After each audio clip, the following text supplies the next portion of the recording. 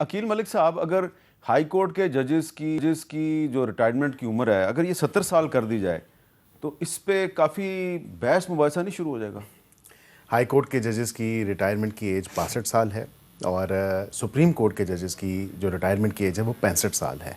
اب اس تمام تر معاملے کے اوپر جو ایک آئینی عدالت کی جو تجویز ہے 27ویں آئینی ترمیم کے اندر، اور اس کی وجوہات بالکل پروز اینڈ کونز اس کے ہیں، وہ دیکھے جا رہے ہیں۔ چارٹر آف ڈیموکریسی کے حوالے سے جو ایک ایگریمنٹ تھا، اس کے علاوہ اس کو آگے بڑھاتے ہوئے جو ایک انفنشڈ بزنس یا انفنشڈ ایجنڈا ہے 26ویں آئینی ترمیم کا، کہ اس ٹائم ہم نے سیٹل کیا آئینی بینچ کے اوپر، بجائے اس کے کہ آئینی عدالت بنائی جائے، تو اس کے اوپر دیکھنے کی ضرورت ہے کہ اس کی 65 ہی ہونی چاہیے at par with supreme court, یا اس کی 68 ہونی چاہیے، یا اس کی 70 ہونی چاہیے، یا 72 ہونی چاہیے۔ کئی تو ایسی دنیا کے ملک ہیں، امریکہ کی اگر مثال دیکھ لیں فار لائف ہے۔ میں سمجھتا ہوں کہ برطانیہ میں بھی 70 کے 75 اسی لگ بھگ میں ہی ہے۔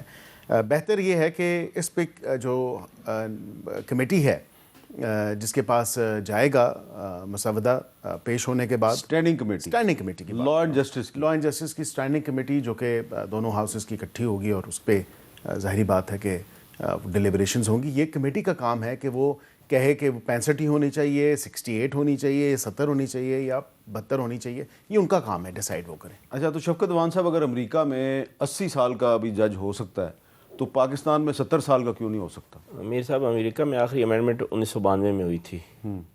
امریکہ میں روز امینڈمنٹس بھی نہیں ہوتی۔ امریکہ میں جمہوریت بہت سٹرانگ ہے۔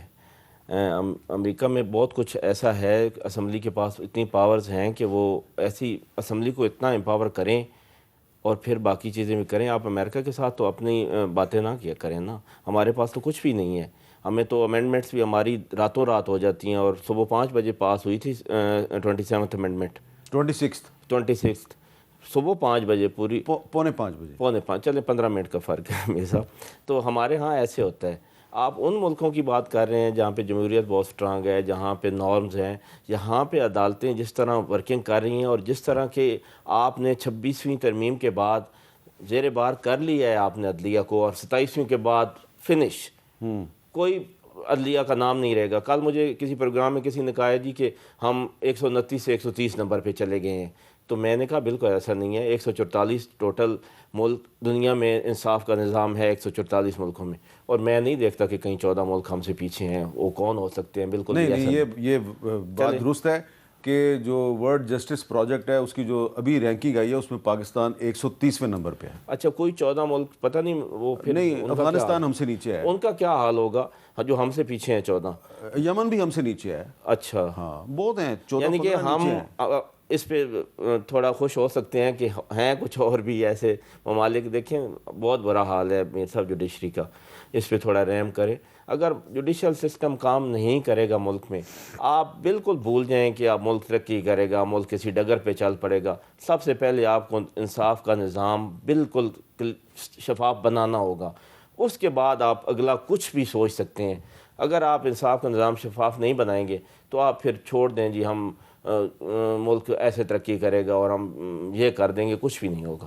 اس کے لیے اگر ان میں کچھ کر سکتے ہیں تو آج کر لیں، ورنہ 27ویں 28ویں 29ویں میں پتہ نہیں کیا کیا پھر ہو جانا ہے۔ اچھا، ذرا مولانا فضل الرحمان صاحب جو ہیں انہوں نے ایک سٹیٹمنٹ دیا جی اس سارے معاملے پہ، ذرا وہ ہمیں سنوا دیں۔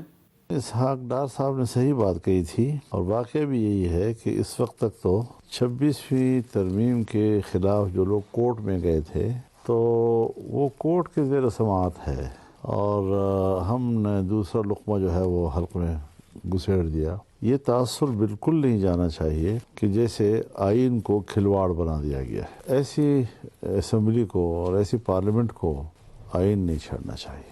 جب مسودہ آئے گا پورے اپوزیشن مل کر ایک موقف اختیار کرنا چاہتے ہیں۔ تو پلوشہ صاحبہ، پہلے تو 26ویں ترمیم کے معاملے پہ بلاول بھٹو زرداری صاحب اور مولانا فضل الرحمان صاحب کے درمیان بڑی کلوز کوارڈینیشن تھی۔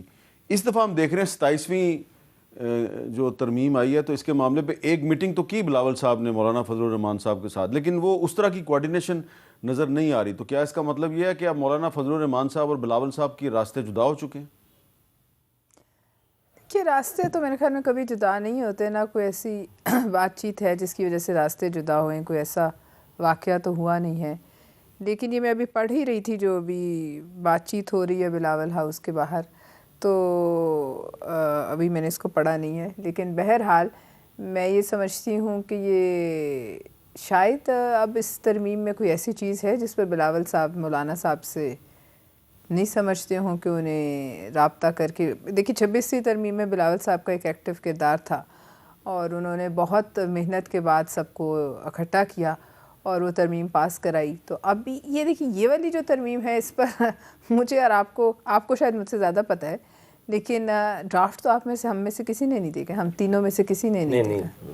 انہوں نے دیکھا ہے. اچھا میں تو آپ کو یہی کہہ رہا ہوں میر صاحب نے دیکھا نہیں، میں ہم تینوں کی بات میر صاحب نہیں انہوں نے بھی دیکھا ہے. نہیں، ہم تینوں میں ہم سے ہماری تینوں کی بات ہے، ان کی نہیں ہے. ان کو میں نے نکال دی. یہ میں ٹرائنگل نے جو ہو ہے سکتا ہے کہ میں نے مسودے کے کچھ حصے دیکھ لی ہوں اور میں آپ کو بتانا نہیں چاہتا. میرے صاحب ہم پارلیمنٹیرین ہیں، ہمیں نہیں بتا دیں، ہمیں پتہ چلنا ہے پاس ہونے کے بعد، اس لیے پہلے ہی بتا دیں. نہیں میں نے اصل میں پیپلز پارٹی کے ایک دوست ہیں تو میں نے کہا آپ کے ساتھ تو شیئر ہوا نا تو ذرا دکھا دیں، تو انہوں نے مجھے کچھ دکھا دیا. دیکھ لیں پھر آپ کے پاس تو وہ سہولت میسر تھی، ہمارے پاس تو نہیں. آپ ہم سے تبصرہ چاہ رہے ہیں جو ہم نے کچھ دیکھا نہیں اس پر. نہیں اپوزیشن کا ہم تو دیکھیں دیکھیں نا، تو ہم صرف خدا پہ یقین کرتے ہیں، اپوزیشن کا اللہ تو پر. تب رول شروع ہوتا ہے جب وہ کمیٹیز میں آئے یا پارلیمنٹ کے فلور پہ لے ہو. تو یہ پچھلی دفعہ بھی انہوں نے کچھ ایڈ نہیں کیا، انہوں نے واک آؤٹ کر دیا. تو یہ اب بھی یہ ہے کہ اسی طرح نہیں انہوں نے بہت کچھ ایڈ کروایا تھا. ایڈ انہوں نے کروایا تھا باہر پارلیمنٹ کے باہر، اس کے بعد انہوں نے جو کچھ بھی ایڈ کروایا تھا انہوں نے بلاول صاحب اور مولانا فضل الرحمان صاحب کے ذریعے ایڈ بھی کروایا تھا اور نکلوایا بھی تھا، مانے یا نہ مانے. ٹھیک ہے، لیکن ووٹ نہیں کیا نا. پھر سب کچھ کروا کے اس کے بعد پھر انہوں نے کہا مسئلہ کوئی نہیں ہے ہمیں. نہیں لیکن عقیل ملک صاحب آپ کیونکہ وکیل ہیں، دیکھیں نا 18ویں ترمیم تھی، جب 18ویں ترمیم تو اس پر اتنی بحث ہوئی، کئی دن تک، کئی ہفتے تک بحث ہوتی رہی. اور ایک پاکستان کے بہت بڑے سیاستدان ہیں، میں آج ان کا نام بھی لے لیتا ہوں، چودھری شجاعت حسین صاحب. انہوں نے مجھے کہا میں شرط لگاتا ہوں یہ 18ویں ترمیم نہیں ہوگی. کیوں انہوں نے کہا؟ ان کا خیال تھا کہ کچھ لوگ جو ہیں وہ اس کے خلاف ہیں. ٹھیک ہے جی، لیکن میں جب وہ جو کمیٹی بنی ہوئی تھی جس میں ڈار صاحب بھی تھے، احسن مظفر صاحب بھی تھے اور رضا ربانی صاحب بھی تھے سارے، جب میں ان سے بات کرتا تھا تو وہاں پہ مجھے حکومت اور اپوزیشن ایک پیج پر نظر آتی تھی، باہر اس کی مخالفت ہو رہی تھی، بحث ہو رہی ہے، آخر میں پاس ہو گئی. ٹھیک ہے، اگر وہ بحث نہ ہوتی تو کنسنسس سے وہ ترمیم پاس نہ ہوتی. آپ اس طرح کی ڈیبیٹ کیوں نہیں کرواتے 27ویں ترمیم؟ دیکھیں ایک سیکنڈ، اس میں جو 18ویں ترمیم کے ٹائم پہ نا وہ بہت بڑے اسٹرکچرل چینجز تھے کافی چیزوں میں، اور بہت لمبا چوڑا ایک مینیو تھا. یہاں پہ تو وہ اتنا کوئی لمبا چوڑا مینیو نہیں ہے. سر میرے پاس بڑا لمبا چوڑا مینیو ہے سر. نہیں وہ مینیو اتنا لمبا چوڑا نہیں ہے. اس کی 2 قسطیں ہیں نا، پہلے 26ویں تھی، پھر 27ویں تھی، پھر اس کے بعد 28ویں آنی ہے، پھر اس کے بعد 29ویں بھی آنی ہے. دیکھیں کچھ پروویژنز ہیں وہ سبسٹینشیل ہیں اور دوسری جو ہے نا وہ اس کے ساتھ کانسیکوینشل ہوتی ہیں، اور وہ اس تمام تر معاملے کے اوپر میں آپ اس کو سیدھا کر لینا کاغذ. لیکن میں اس کو سیدھا ایسے نہیں کر رہا. راز میں رکھنے نہیں شبکت صاحب نہیں دیکھیں. میں نہیں فون کو دیکھتا سیدھا جی. کیا ہے میری بات سنیں میر صاحب، ہمیں تو پتہ ہے اب بات پیکج بڑا ہو امینڈمنٹ کا یا چھوٹا ہو، کیا چھوٹے پیکج پہ ڈیبیٹ نہیں ہونی چاہیے؟ نہیں ڈیبیٹ ہونی چاہیے، بہت بڑی چینج آپ لے کے جو پروسیجر ایک تو میں آپ کو واضح طور پہ بتاؤں، آپ بہت بڑی چینج لے کے آ رہے ہیں. میں نے پچھلی دفعہ بھی 26ویں آئینی ترمیم کے ٹائم پہ بھی میر صاحب میں نے خود سول سوسائٹی کے ساتھ انگیج کیا، ہم نے بار کاؤنسل اور اس کے ساتھ ساتھ بار ایسوسیشنز کو بھی وہ ڈرافٹ دیا، ان کی بھی انپٹ لی اور اس کو آن بورڈ کیا. یہ تو نہیں ہے کہ کمیٹی میں کوئی بات نہیں ہوگی. اصل جو فورم ہے وہ کمیٹیز ہیں اور پارلیمنٹ ہے اور سول سوسائٹی کے ساتھ انگیجمنٹ ہو رہی ہے. تو یہ کمیٹی میں آ جائے گا نا. میر صاحب میری بات سنیں کہ بہت بڑی چینج ہے. خواجہ صاحب نے جس دن پارلیمنٹ میں کھڑے ہوئے کہا تھا نا کہ یہ ہائیبریڈ سسٹم اور پلس ہائیبریڈ، مجھے بالکل سمجھ نہیں آئی تھی، لیکن یہ امینڈمنٹ جب آ رہی ہے اور 243 کی بات ہو رہی ہے تو پھر اب سمجھ آ گئی کہ وہ اس دن کیوں کہہ رہے تھے. یہ تو بڑی پرانی تو یہ اچھی بات نہیں ہے کہ حکومت کا جو ڈیفینس منسٹر ہے وہ قوم کے سامنے سچ بول رہا ہے کہ پاکستان میں ہائیبریڈ سسٹم ہے. نہیں سمجھ نہیں آ رہی تھی کہ یہ کیوں کہہ رہے ہیں. اب سمجھ آ گئی ہے بھائی، انہوں نے یہ کرنا تھا، یہ کرنا تھا، اس لیے یہ کہہ رہے تھے. وہ کہہ رہے تھے کہ اس ہائیبریڈ سسٹم کا پاکستان کو بڑا فائدہ ہو رہا ہے. اب یہ فائدہ آنے والے دنوں میں آپ دیکھیں گے. صرف آپ نے بات کی ہے انصاف کے نظام کی، آپ یہ بھی دیکھیں کہ ہمارا جی ڈی پی گروتھ جو ہے وہ کہاں پہ چلا گیا ہے. اس میں بھی ہم 8 درجے تنزلی پہ آ گئے ہیں پوری دنیا. یہ اگر آپ تھوڑا اس کا بھی دیکھ لیں، اس لیے وہ سارے جو ثمرات ہیں اس کے ہائیبریڈ کے وہ آنے شروع ہو گئے ہیں. اچھا ہاں جی. ایک سوال میں آپ سے کرنا چاہتا ہوں، جی اور یہ سوال بہت سے لوگوں نے مجھ سے پوچھا ہے اور میرے پاس جواب نہیں تھا، تو میں نے کہا یہ آپ سے پوچھ لیتا ہوں۔ ہم یہ ڈبیٹ کر رہے ہیں کہ یہ بحث کیوں نہیں ہو رہی، لیکن اس وقت جو ہم بحث کر رہے ہیں یہ بحث اس لیے کر رہے ہیں کہ یہ بلاول صاحب نے کچھ چیزیں تشت از بام کی ایک ایکس پر اپنے سٹیٹمنٹ کے ذریعے۔ تو کیا آپ کو یہ لگتا ہے کہ بلاول صاحب نے یہ جو گستاخی کی ہے اس کا ان کو خمیازہ بھی بھگتنا پڑے گا؟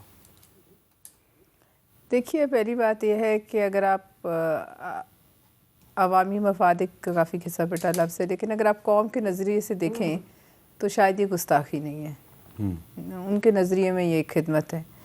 اور اگر کسی کو گستاخی لگ رہی ہے تو مجھے ایک بات سمجھ نہیں آتی، شاید میں کم علم ہوں، کہ یہ اس کو راز میں رکھنے کی کیا بات ہے؟ کل کو یا پرسوں یا کسی بھی دن اگلے چند دنوں میں اس نے تو آنا ہی ہے میز پر، آپ نے دیکھ لی ہے، آپ جیسے کچھ اور خوش قسمت ہوں گے جو دیکھ چکے ہیں، باتیں سب جو ہیں وہ ہو رہی ہیں، why not be open about it, اور آپ اس کو رکھیں سب کے سامنے، اس پہ جو جس کی رائے ہے آنے دیں، کرنا تو وہی ہے جو ووٹ نے کرنا ہے، ووٹ آپ کے پاس ہیں، ہو سکتا ہے بہت سی چیزوں پہ ہم بھی آپ سے راضی ہو جائیں، مگر یہ خفیہ خانہ مجھے سمجھ نہیں آتا اس کی کیا تو وہ کہہ رہے ہیں، عقیل ملک صاحب کہہ رہے ہیں کہ یہ جب standing committee on law and justice میں جائے گا تو پھر کوئی چیز خفیہ نہیں رہے گی۔ ظاہر ہے جب لے ہو جائے گا تو کیا خفیہ رہے گی، اور اسی دن پاس بھی ہو جائے گا۔ جب لے ہو جائے گا تو پاس بھی ہو گیا، مثلاً پاس ہو گیا، بعد میں ہم اس سے بحث نہیں کریں گے، بعد میں اس سے بات چیت نہیں ہوگی۔